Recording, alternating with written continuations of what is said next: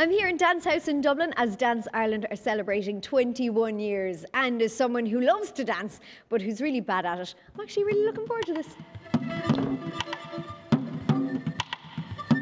What is Dance Ireland 21 all about? Well, Dance Ireland is the representative body for professional dance here in Ireland, and this year is their 21st birthday. To highlight that, we have a year of events, all planned by the team here at Dance House in Dublin, and basically it encompasses shows, talks, commissioned films, a photography exhibition, all sorts of exciting things happen.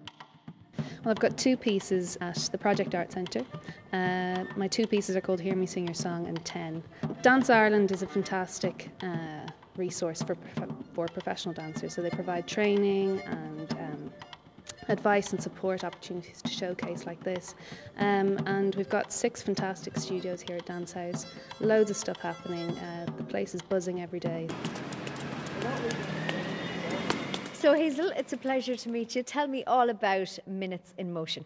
Minutes in Motion is a series of 12 one-minute dance films that'll be premiered the 21st of every month as part of commissions that Dance Ireland have given as part of their 21st year celebration. So Toe Tales is your film and that's coming out pretty soon. Tell us all about that. Yeah, so it's just about feet, so it's entirely shots of the knee down, and it tells kind of a story of a relationship between two dancers. It sounds very cute. It's a very interesting idea to shoot the feet only. What made you decide to do that? Because I only had a minute, I was really interested in fragmenting the body. There's just a lot going on if you use your whole body, and so I thought it would be better to just focus on one part, and yeah, so I chose the feet. Sibeal, how are you keeping? Very well, thank you. Tell us the inspiration for your film.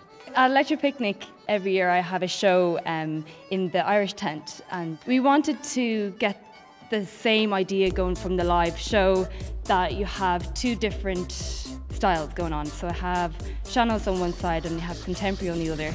And on my side, we start off and I'm just doing a few steps with musicians, and the contemporary dancers they want to show me what they've got. So eventually the two styles merge. The music as well is created originally by Liv O'Donoghue, the Galway-based DJ. So Shanos is a very particular thing. People want, it's the old style of dancing, and I don't want to be tampering with it too much, so I like to keep the dancing as it is.